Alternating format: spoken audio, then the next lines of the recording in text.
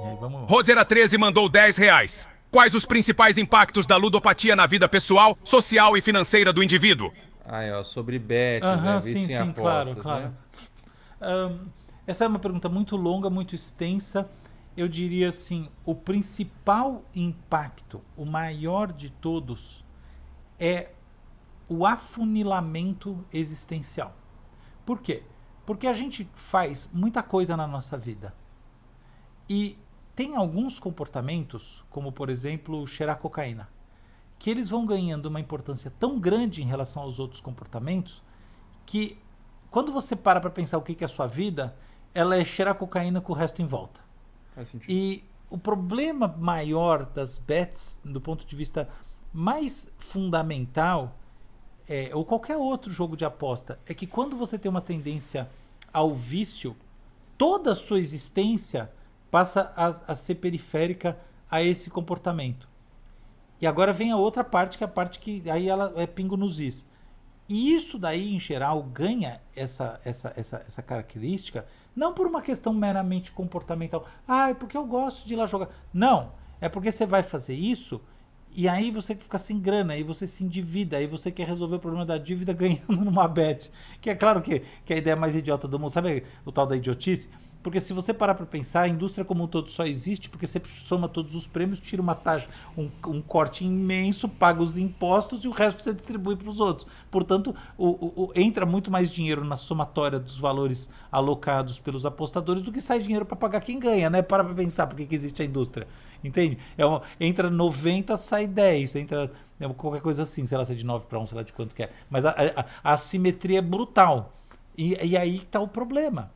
Então, não é que as pessoas simplesmente ficam com uma questãozinha comportamental que, ai, nossa, mas então eu vou fazer uma terapia e tal. Não, é que a pessoa está cheia de dívidas, a vida dela se torna uma função do comportamento de apostas, porque agora está tudo mesmo nisso. Ela perde a casa, então aí muda a vida dela, porque ela agora não tem mais casa, ou ela não tem o carro, ou ela sei lá o quê. Então, os impactos que eu estou falando não são meramente no domínio existencial e subjetivo. Não, as coisas ganham muito mais sentido porque quando você entra nesse circuito, você começa a ter prejuízos sérios e esses prejuízos que são a manifestação prática dessa vida que está em torno das bets. Então não é nem que você está lá porque você está jogando, você parou de jogar faz 2 anos, só que você tinha uma poupança que você ia usar para isso, para aquilo, e você não tem mais a poupança, você era casado, vocês tinham um plano de vida, o plano de vida foi pro buraco, você se separou, e você está vivendo essas consequências 5 anos depois, 10 anos depois, e você às vezes nem lembra que são essas consequências, mas são essas consequências que estão definindo quem você é e o que você faz. A gente, falando sobre vício, né? A gente falou agora sobre o vício da ludopatia, a gente falou sobre a pornografia também, que também pode gerar um vício na pessoa. Uma última pergunta para a gente finalizar qual que você acha que é a maneira mais recomendada para superar um vício, para vencer um vício? De forma prática mesmo. Perfeito. A pessoa que tem vício em pornografia, ou mesmo em vício em procrastinação, que também pode ser um vício, né? Você cria hábito da procrastinação, ou vício em aposta, vício em cigarro, vício em álcool. Qual que é a melhor forma de você superar um vício? É uma boa pergunta. Eu acho que para ela ser respondida com precisão, a gente tem que partir do seguinte ponto de partida. Não existe vício. Isso não existe. Existem diferentes comportamentos compulsivos e impulsivos. O que quer dizer compulsão e impulsão? Quando eu tenho um impulso, quer dizer que tem algo dentro de mim que me leva a fazer alguma coisa. Então eu tenho um comportamento impulsivo. Por exemplo, a pessoa que... por exemplo, muitos suicídios acontecem em função de comportamento impulsivo. A pessoa não estava planejando necessariamente, ela está, por exemplo, um que é comum é a pessoa na beira do trilho do metrô e ela pula. Impulsivamente, isso é impulsão, tá? Um comportamento impulsivo.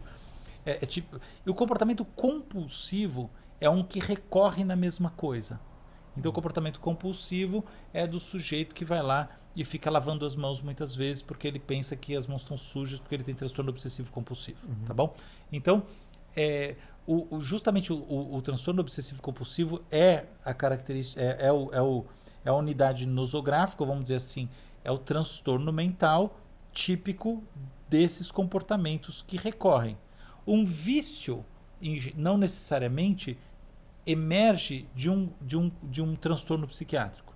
Mas, quando existem facilitações biológicas associadas a esse transtorno, então, por exemplo, tem um transportador específico de serotonina que também, em geral, ele age de maneira menos intensa em casos de depressão severa, também ele age em casos de transtorno obsessivo compulsivo, tanto que, do ponto de vista farmacológico, o tratamento é parecido. Quando tem essas coisas, a chance é maior, tá bom? Então, só considere isso daí. E, beleza.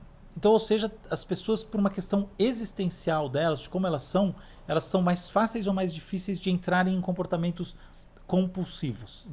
Entendeu o ponto, né? Aí vem a grande questão.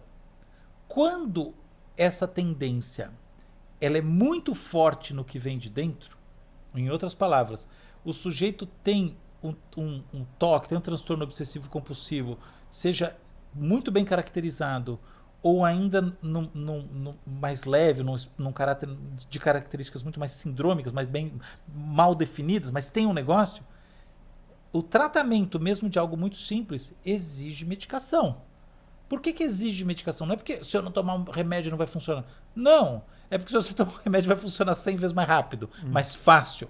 Você tem um caminho para encontrar uma solução, porque existe um desbalanço de natureza bioquímica ligada a chamados polimorfismos, são variantes genéticas. Na base disso tudo, a pessoa se tornou viciada porque tem uma coisa nela. E se você for ver, agora ela é viciada em bets, antes ela foi viciada em não sei o que, no outro ela foi viciada em não sei o que mais. Ou são pessoas assim, quem nunca viu a pessoa que assim, ela é mega religiosa, você não pode falar uma coisa, só que agora ela é dessa religião. 3 anos atrás ela era de uma outra, depois 5 anos atrás ela era de uma outra, depois ela não era de uma religião, ela era de um negócio de escoteiro, se você falasse mal de escoteiro ela queria te matar. Entendeu? São pirações, assim, é disso que eu tô falando. Esses traços muitas vezes vêm de dentro. Então, quando a coisa vem de dentro, ela precisa desse tipo de tratamento. Agora uma outra característica, a coisa não vem de dentro, mas o vício envolve alterações farmacológicas em sistemas neurotransmissores, aí também é importante você fazer uma recuperação com medicação, porque é muito mais fácil. Então, por exemplo, a cocaína, o que acontece com a cocaína? A gente tem circuitos de recompensa no cérebro, que são circuitos que, ao contrário do que se diz no Instagram, eles servem para ti, porque você ganha quando você fica recompensado. Não é assim que funciona. Eles são circuitos pró-comportamento. Eles te orientam a uma recompensa. Tá? Então, circuitos chamados motivacionais. Esses circuitos motivacionais, quando você tem um impulso motivacional, você tem liberação de vários neurotransmissores, entre eles dopamina. Você tem especificamente um tipo particular, um subtipo de dopamina chamada D2, que é mais liberada, é mais comum, etc. e tal. E aí, esses circuitos são chamados circuitos dopaminérgicos, só para ficar no simples, porque eles não são puramente dopaminérgicos, não é aquilo, mas ok. E esses circuitos, eles vão gerar essa relação de estímulo-resposta com a cocaína. Consequentemente, olha qual que é o problema quando você tira a cocaína. A quantidade disponível... E aí você começa a botar a cocaína no sistema, que é altamente ativadora do ponto de vista desses circuitos, e aí é como se ela desse esse banho de dopamina. O que acontece? O cérebro tem mecanismos de compensação. Então o sujeito não precisa liberar tanta dopamina, já que ele está botando de fora. Você entende o ponto? Então qual que é o problema quando você tira a cocaína? O crack, né? O problema no Brasil fortemente ligado ao crack. Por que o vício do crack é um problema? Porque a abstinência do crack é um inferno. Não é... Não tem que falar assim, o cara é um craqueiro de merda, ele é um covarde. Ah, é? Queria ver você lá no crack. Não! Nossa senhora, abstinência é uma coisa... Eu conheço de heroína, as abstinências, assim, de uma coisa da pessoa subir numa árvore com os braços e arranhar, muitas vezes se suicidar. O negócio são abstinências colossais, cavalares. E nessas situações, novamente, é importante o acompanhamento. Você tem. Não são exatamente. São medicações, mas vamos dizer assim, você botar também um componente bioquímico nesse sistema desequilibrado do ponto de vista bioquímico para reduzir a abstinência ao longo do tempo, é algo que funciona. Porque que muitas vezes se interna a pessoa, né? Não é só para ela ficar longe da droga, é porque ela parar de fumar crack sozinha na casa dela, sem um acompanhamento. A câmera morreu.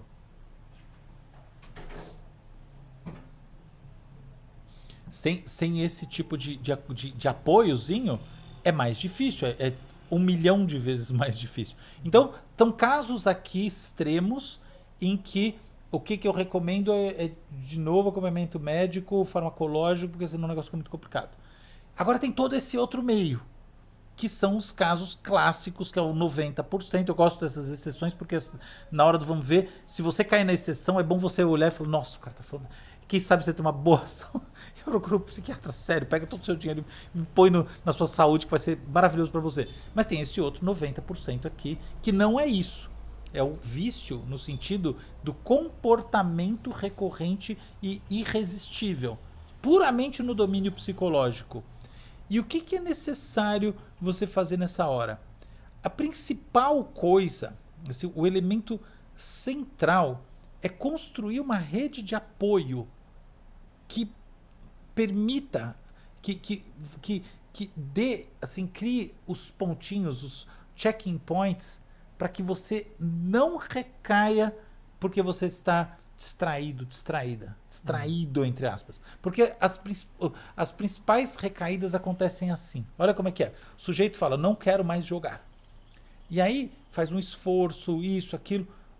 O que rola é que a pessoa tá lá na internet vendo doom scrolling no sei lá o que, às 2 horas da manhã, e aí chega uma mensagem dizendo que agora tem uma super aposta que vai valer R$1 milhão e elas têm que gastar R$1, qualquer coisa assim. E aí ela põe aquela coisa que são 2 horas da manhã, ela tá sozinha na cama dela, e é ali que o ciclo recomeça, e ela vai... Entendeu? Então, o que essa pessoa precisa? Ela não pode estar numa situação vulnerável do tipo vendo a internet 2 horas da manhã, porque aquilo vai naturalmente puxá-la para o comportamento recorrente. É a mesma coisa da pornografia, qualquer uma dessas coisas. Então o que você precisa? Você precisa, infelizmente, você precisa ser uma espécie de superego da sua agenda, sabe? O gestor, e você tem que botar pessoas para te ajudar, porque senão você não consegue fazer. E é claro que se você tiver a grana e puder, é absolutamente recomendado que você faça terapia com psicólogo. Sem a menor dúvida, entendeu? Aqui tem um tipo específico de terapia que chama cognitivo-comportamental, que é focado em mudança do comportamento. Não é a terapia mais profunda, é diferente de psicanálise, terapia fenomenológica da existência. Não, é meio um negócio muito mais prosaico, mas é um negócio focado em comportamento, em passos, em rotinas e tudo isso. Então é muito importante você falar, eu quero parar com um comportamento terrível, o que eu vou fazer? Eu vou trazer as pessoas, sei lá, minha família, o que for, eu vou criar esse círculo para me ajudar e vou criar uma jornada aqui dentro e eu vou seguir à risca, assim, infelizmente, é horário de dormir, horário de acordar, horário de comer, o celular não sei o que, o isso, aquilo, até uma hora que a boa notícia é que passa. Depois de um tempo você fala, nossa, aquilo parecia assim, que nunca ia sair da minha vida e hoje eu olho e não me diz nada. Então não é que não passa. Passa. Não sendo um vício físico, no sentido de você ter tido, por exemplo, alcoolismo, todos esses que você tem uma mudança química do sistema, todos esses outros passam. Maravilha. Acompanhamento com psicólogo, psiquiatra, né? Tomar medicação, você quer superar um vício, e romper o acesso ao gatilho ali, né? De qualquer forma que seja. Eu diria assim, se você não tem um vício químico, talvez só o romper... Talvez não, romper, eu não acho que você precisa ir no médico. Você romper tá bom. A melhor coisa é você fazer isso sem medicação, sem nada. Mas se você tem um vício físico, definitivamente vai te ajudar muito. É fundamental você considerar que isso é uma espécie de doença. Entendeu? É o conceito de doença, que é a diferença entre o conceito de doença e o conceito de condição psicológica. Entendeu? Você tem uma condição psicológica, você tem uma doença. e é isso que você tem que avaliar e aí tratar. E pessoas no seu entorno também, uma rede de apoio, Isso. que você falar para as pessoas que você está viciado em algo. O problema é que, por exemplo, o vício da pornografia é muito... A pessoa não vai falar para os Esse é o problema, outros por isso que ele cresce, por isso que tem que fazer isso. Por isso você tem que achar as pessoas nas quais você confia, ver se confia de verdade. Eu não acho que, assim, a pessoa do outro lado ela tem que ser um pouco idiota também para te massacrar com isso. Se você traz como problema, porque você não está trazendo como uma perversão da tua vida, você está trazendo como um problema. Uhum. Entende? E não tem nada de errado a gente ter problemas, ter dificuldades. Aliás, eu tô para ver uma pessoa que não tem, tá bom? Aliás, essa pessoa que diz que não tem, ela deve ter sérios problemas. Entendeu? Com certeza. Né? Você traz e eu acho que quando a gente abre o nosso coração, também isso em si desperta empatia, as pessoas param de ser babacas, entendem que elas próprias têm problemas também e as coisas mudam. Perfeito. Falem para as pessoas sobre os seus vícios, viu, pessoal? As pessoas que você conhece, é claro, que você não confia. posta na internet, não é bom. Por favor, do nada, né? Não. Estou viciado em pornografia. Não. Fale para as pessoas que você confia e busca terapia aí. Tem muita coisa hoje que pode ajudar a gente, a medicina no geral, né? É isso aí.